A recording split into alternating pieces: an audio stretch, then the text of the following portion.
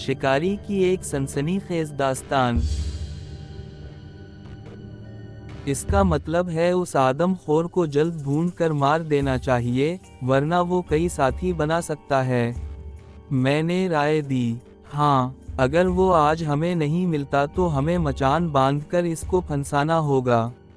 एक मचान बस्ती के करीब और दूसरी काहिलों के नज़दीक बांधनी होगी, क्योंकि अभी तक इसकी नज़र में यही दो जगह हैं जहां उसे इंसानी शिकार मिल सकता है। मामों ने बड़ी बेहतर तदबीर बताई थी, मगर मामो जान, एक बात मेरी समझ में नहीं आती। नूर खान ने तो सिर्फ इस शेर को जख्मी किया था, शेर भी उसे मारकर फेंक सकता था, लेकिन वो उसे हड़प क्यों कर गया? जबकि मेरे तजर्बे के मुताबिक शेर अभी जवान है, इसे दूसरा शिकार आसानी से मिल सकता है। कुछ दरिंदों की फितरत होती है कि वो जिस पर अंका हो जाएं, इसका वजूद किसी भी सूरत बर्दाश्त नहीं कर पाते, और इंसानी खून का जायका भी कुछ ऐसा होता है, ये दरिंदे को आदमखोर बने पर मजबूर कर देता है।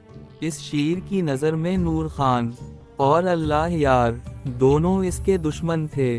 दोनों को मार कर भी उसके जहन से इंसानी दुश्मनी मिट नहीं सकी। और ये मांस खौरा परिंदे का क्या राज है? क्या वाकई इसकी चर्बी पास रखने से आदमी अमीर हो जाता है?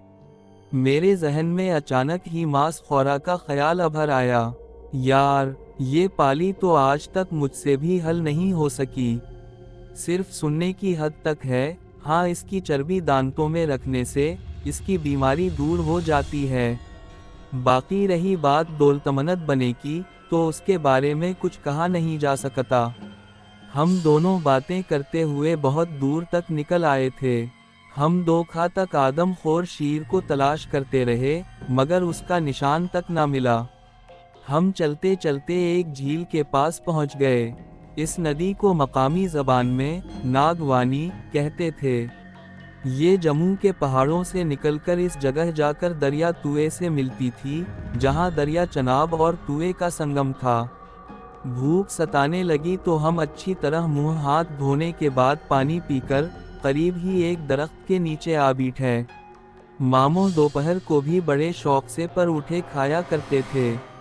उस वक्त भी वो पराठों के साथ 4 उबले हुए अंडे, भुनी हुई मुर्गी और ना जाने क्या अलम इल्म चीज़ें लेकर आए थे। हम खाना खा चुके तो मैं पानी लेने के लिए उठा। इस लम्हे मेरी नज़र एक हिरन पर पड़ी जो तेज़ी से हमारी तरफ भागता हुआ आ रहा था। मैंने मामों को इशारा किया, वो भी उठकर उसकी तरफ देखने लगे। जब वो हमसे कुछ फासले पर रह गया तो हमें अंदाज़ा हुआ ये हिरन नहीं बल्कि हरनी है।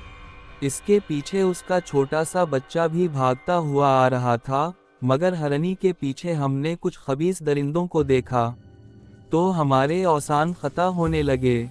ये जंगली कुत्ते थे जिनकी तादाद 10 के करीब थी। वो हरनी के ताक़ुब में तेज़ी से भाग रहे थे। उनकी चाँव चाँव की हल्की हल्की आवाज़ें हमारी समाज से टकरा रही थीं। जंगली कुत्ते बड़े खूनख्वार और वहशी होते हैं। ये गौल की सूरत में रहते हैं। ये दूसरे दरिंदों की तरह अपने शिकार का गला घूंट कर नहीं मारते, बल्कि जिंदा ही नोच नोच कर खा जाते हैं। अगर कोई इंसान उनके हथे चढ़ जाए तो मरते मरते भी उसका पीछा नहीं छोड़ते। मामों ने चलाकर मुझे बंदूक पकड़ने का कहा और खुद भी अपनी बंदूक उठाकर एक तरफ खड़े हो गए। क्योंकि हरनी ने मुझे देख लिया था, इसलिए मेरे बंदूक उठाने से पहले ही मेरे पास से गुजरकर मेरे पीछे जा खड़ी हुई। आगे कुछ जगह ही ऐसी थी कि वो भाग नहीं सकती थी, इसलिए उसने रुख मेरी तरफ कर लिया और इसका नौमौलूद बच्चा इसकी पिछली टांगों में सर फंसा कर डरा सुहा खड़ा हो गया। मैंने फुर्ती से बंदूक उठाकर कूतों की तरफ तान ली। कूते हमें देखकर वहीं खड़े हो गए और अपनी ज़बान में खतरे या किसी नए शिकार का पैगाम देने लगे। उनकी लंबी लंबी ज़बानें मुंह से बाहर निकले जा रही थीं। अब सूरत हाल कुछ इस तरह थी कि मेरे पीछे हरनी और उसका बच्चा खड़े थे, दरमियान में बंदूक उठाए और सामने 10-12 कूतों का गौल खड़ा मुझे घूर रहा था। ایک طرف درخت کی آڑ میں ماموں کوتوں کا نشانہ لیے کھڑے تھے۔ تبھی ماموں نے چلا کر مجھے درخت کی آڑ میں جانے کو کہا، مگر جب میری نظر ہرنی کی طرف گئی تو میں اس بے زبان، لاچاری اور مجبور کو سمجھ گیا۔ ماں کسی بھی روپ میں ہو، کبھی نہیں چاہتی کہ اس کا بچہ اس کی آنکھوں کے سامنے موت کے منہ میں جائے۔ میں گویا اس بے زبان کی زبان سمجھنے لگا تھا۔ میرے دل میں ہرنی اور اس کے بچے کے لیے ہمدردی پیدا ہو گئی۔ ایک انسان کا دل چاہے کتنا ہی سخت کیوں نہ ہو، مظلوم کو دیکھ کر پگھل ضرور جاتا ہے۔ میں نے کوتوں کی طرف دیکھا۔ وہ اپنی جگہ پر اچھل کود کرنے کے ساتھ مخصوص غوراہٹیں بھی نکال رہے تھے۔ شاید وہ کہہ رہے تھے کہ 4 ٹانگوں والے شکار کو چھوڑو، 2 ٹانگوں والے شکار کو پکڑو۔ یہ کوتے بہت خطرناک ہیں، اپنے آپ کو بچاؤ اور ایک طرف ہو جاؤ۔ ماموں نے پھر کہا، یہ مظلوم ہرنی ہماری پناہ میں آئی ہے، ہمارا فرض ہے کہ اس کی حفاظت کی جائے۔ میں نے جواب دیا، پتہ نہیں ماموں میری بات سمجھے یا نہیں، مگر خاموش ہو گئے اور پوری مستعدی سے بندوق کوتوں پر تان لی۔ یکا یک ایک کتا تیزی سے میری طرف لپکا۔ جنگلی کتا جب اپنے شکار پر جھپٹنے کی کوشش کرتا ہے تو وہ دم ٹانگوں کے بیچ دے لیتا ہے اور جبڑے کھول کر منہ خوفناک بنا لیتا ہے۔ میں نے فوراً اس پر گولی چلا دی۔ گولی اس کے ماتھے پر لگی اور وہ اچھل کر ایک طرف جا گرا۔ پھر تو گویا ان کے گول میں بھونچال سا آ گیا۔ یک کے بعد دیگرے وہ دانت نکالتے ہوئے میری طرف لپکنے لگے۔ تمام تر گھبراہٹ کے باوجود میں نے اپنے اوسان بحال رکھے اور ان پر نشانے باندھتا رہا۔ دوسری طرف ماموں بھی ایکشن میں آ گئے تھے۔ ان کی بندوق بھی گولیاں اگل رہی تھی۔ ہم نے تقریباً 7 کتے مار گرائے، تب باقی اپنی جان بچا کر رفو چکر ہو گئے۔ میں اکیلا ہوتا تو شاید انہیں نہ مار پاتا، مگر ماموں کی وجہ سے میں نے نہ صرف ہرنی اور اس کے بچے کی جان بچائی بلکہ خود بھی محفوظ رہا۔ ہرنی نے تشکر بھری نگاہوں سے میری طرف دیکھا اور خراما خراما چلتی، دم ہلاتی ہوئی چلی گئی۔ اس کا بچہ بھی اچھلتا کو دتا اس کے پیچھے چلا گیا۔ میں اسے جاتے ہوئے دیکھ رہا تھا۔ اس لمحے میرا دل خوشی سے سرشار ہو رہا تھا۔ ماموں نے آ کر میرے کندھے پر ہاتھ رکھ دیا جیسے مجھے تھپکی دے رہے ہوں۔ تب میں نے ان سے کہا، کسی مظلوم کی مدد کرنے سے دل کو کتنی سرشاری نصیب ہوتی ہے۔ وہ تو میں دیکھ ہی رہا ہوں اور محسوس بھی کر رہا ہوں، مگر میری ایک نصیحت پلے باندھ لو۔ کسی درندے کو جذبات سے نہیں عقل سے مارا جاتا ہے، خاص کر جنگلی کتے۔ یہ جھنڈ میں شکار پر حملہ آور ہوتے ہیں، انہیں پوری مستعدی اور چالاکی سے مارنا چاہیے، ورنہ یہ شکاری کی ہڈیاں تک چبا ڈالتے ہیں۔ میں نے اس بات میں گردن ہلائی، وہاں سے سامان سمیٹا اور ندی کے ساتھ ساتھ آگے کو بڑھ گئے۔ کافی دیر تک ہم شیر کی تلاش میں جنگل میں خوار ہوتے رہے، مگر وہ لنگڑا شیر ہمیں کہیں نظر نہ آیا۔ جب شام کے سائے لمبے ہونے لگے تو ہم نے واپسی کا راستہ اختیار کر لیا۔ ہم اب جس جگہ سے گزر رہے تھے، یہ سانپوں کا علاقہ تھا۔ یہاں ہر قسم کے سانپ موجود تھے۔ ماموں نے مجھے پہلے ہی خبردار کر دیا تھا کہ یہاں بڑے احتیاط سے چلنا ہے۔ ہم بڑے پھونک پھونک کر قدم اٹھا رہے تھے کہ اچانک ایک کالا سیاہ سانپ ہمارے آگے کھڑا ہو گیا اور پن اٹھا کر ایسے دیکھنے لگا جیسے ہم اس کے ازلی دشمن ہیں، پھر اس قدری زور سے پھنکار ماری کہ میں خوفزدہ ہو کر 3-4 قدم پیچھے ہٹ گیا، مگر ماموں اس کی آنکھوں میں آنکھیں ڈال کر کھڑے رہے۔ سانپ نے دوبارہ پھنکار ماری۔ انہوں نے اپنا شکاری چاقو نکال کر اس کے آگے دائیں بائیں کچھ اس طرح لہرانا شروع کیا کہ ناگ بھی اس طرف پن لہرانے لگا۔ میں بڑی حیرت سے یہ منظر دیکھ رہا تھا۔ چاقو والے ہاتھ کو لہراتے لہراتے ماموں نے نہایت چابکدستی سے لپک کر ناگ کی دم پکڑ لی اور فوراً چاقو پھینک کر دونوں ہاتھوں سے مضبوطی سے پکڑ کر چاروں طرف گھمایا اور اس طرح زمین پر چیخنا شروع کیا جس طرح دھوبی کپڑے کو بیچ کر कुछ ही देर में नाग बेजान सा होकर उनके हाथों में झूलने लगा, मगर इन्होंने तब तक उसे ना छोड़ा जब तक कि जान ना निकल गई। मैं मरूब नज़रों से उनको देख रहा था, बहरहाल में तो बेहद खौफजदा होकर एक तरफ ही हो गया था।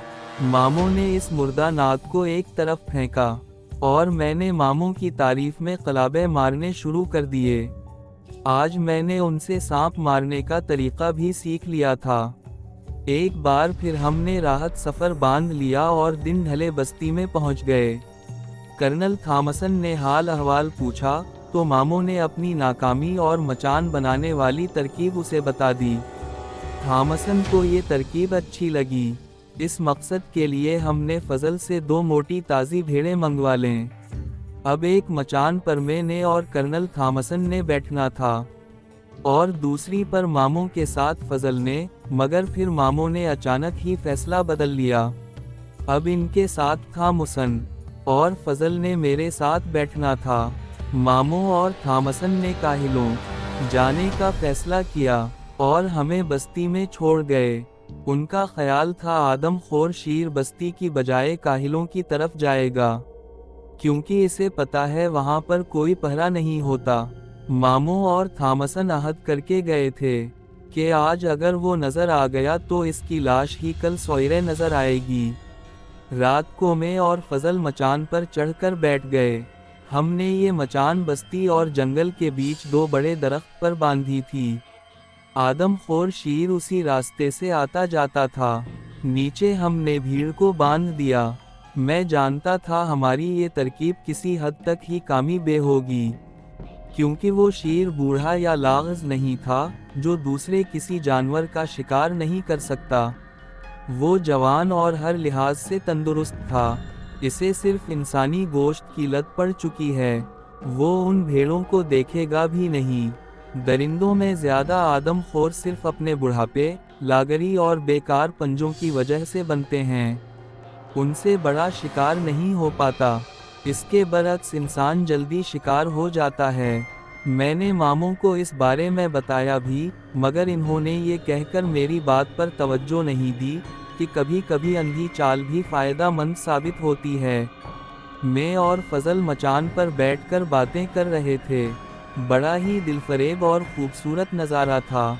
एक तरफ मज़दूरों की बस्तियां थीं, जहां से लालटेनों की हल्की हल्की रोशनियां दिखाई दे रही थीं, और दूसरी तरफ पर होल जंगल का हैवला नज़र आ रहा था। सामने कुछ फासले पर दरिया तूए था। चाँद की मधुर रोशनी बरसों फैली हुई थी। नींद से आती ठंडी हुआ वजूद में सर मस्ती पैदा कर रही थी। कभी किसी शिकारी से पूछिए, जब वो रात को जंगल में मचान बांध कर बैठते हैं तो कैसा मुंतज़िर होता है। फजल दिन का थका मांदा मेरे साथ पूरी मुस्तैदी से जाग रहा था। थका हुआ तो मैं भी था, मगर आदमखोर दरिंदे ने मेरी नींद छीन ली थी। मामों ने नई बंदूक ले ली थी, जिसकी वजह से फजल को उनकी बंदूक मुस्तकिल मिल गई थी। पहले तो उसे बंदूक से इतना लगाव नहीं था, लेकिन अब वो एक पल भी उसे खुद से अलग नहीं करता था। हम दोनों इधर उधर की बातें करने के अलावा नूर खान और अल्लाह यार को कूस भी रहे थे कि खुद तो मारे गए, हमें भी मुसीबत में डाल गए।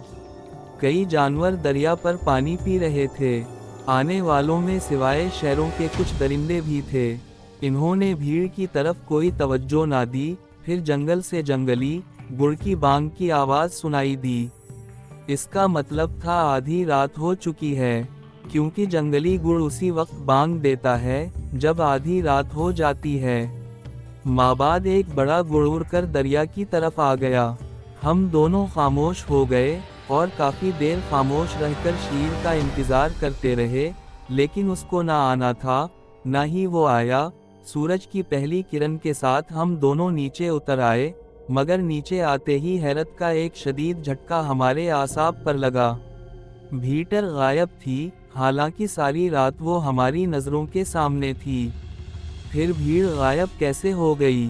हम दोनों ने भीटर वाली जगह का मुआयना किया।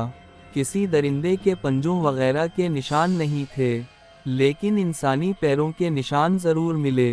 मतलब साफ था, भीड़ को ना तो कोई दरिंदा उठाकर ले गया था और ना ही वो खुद से कुचल कर भागी थी, वो चोरी हो गई। भीतर को कौन ले जा सकता है?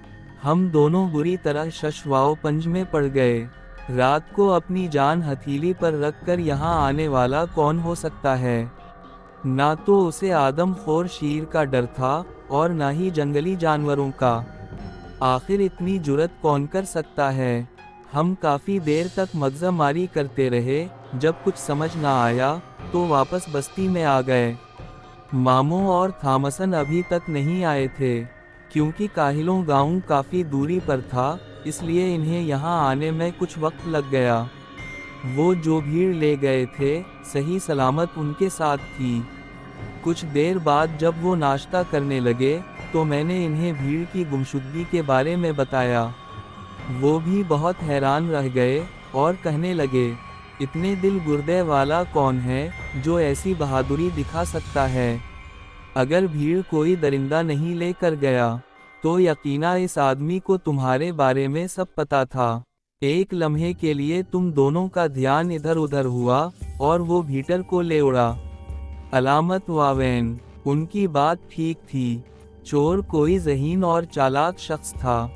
हमारी एक लम्हे की गफलत उसके लिए मुफीद साबित हुई, लेकिन वो कौन हो सकता था? इन मजदूरों में से कोई या करीबी देहात का कोई आदमी। बहरहाल शेर के साथ उसे ढूंढना भी ज़रूरी हो गया था। मामो और थॉमसन ने भी यही बताया कि वो सारी रात मचान पर बैठे रहे। आदमखोर शेर एक पल को भी इस तरफ ना फटका था, और फिर वो चंद दिन इस तरफ नजर ना आया। ना ही उसे मजदूरों की बस्ती में देखा गया और ना ही आसपास के किसी गांव में। इन दिनों हमारा पहरा बरकरार रहा। थॉमसन का ख्याल था कि वो आदमखोर शेर इस इलाके से जा चुका है, क्योंकि अक्सर दरिंदे इलाके बदलते रहते हैं। थॉमसन फौजी कर्नल होने के साथ साथ माहिर शिकारी भी था। इसकी बात नज़रअंदाज करने वाली नहीं थी। मामो ने भी इस बात को तस्लीम कर लिया और हम सब की तवज्जो काम की तरफ हो गई।